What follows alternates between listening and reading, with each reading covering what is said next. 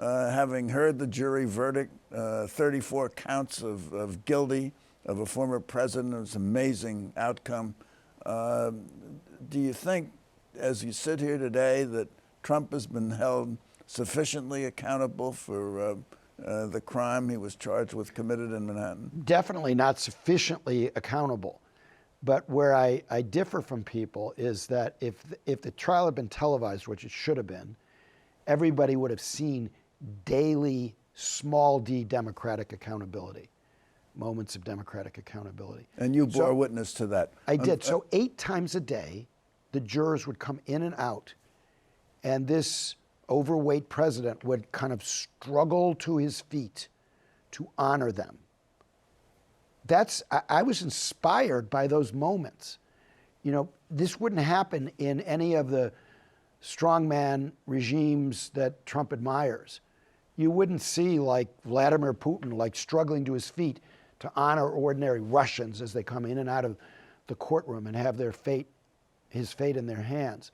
So yes, ultimately it's the sentence that's the real accountability. But you know, when the judge held him in contempt and fined him, that was a moment of accountability. And when, you know, I looked at him after that jury foreperson said guilty, guilty, guilty 34 times, and he looked like he'd been punched in the solar plexus as he walked up the aisle past me.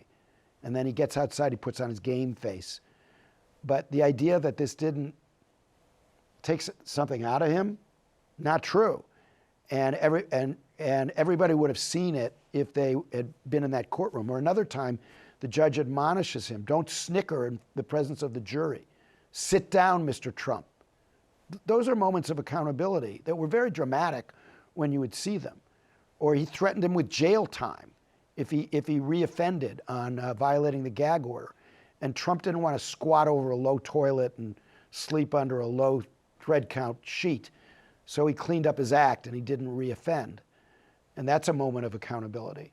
And this was a very dramatic trial. And it's just, I think if it had been televised, I think it would have been hard for him to be reelected, given what I saw. And right now, I'm the only, you know, record of what happened, unless you want to go read the transcripts, you know. And so I have a very acerbic take on this. And so, for instance, when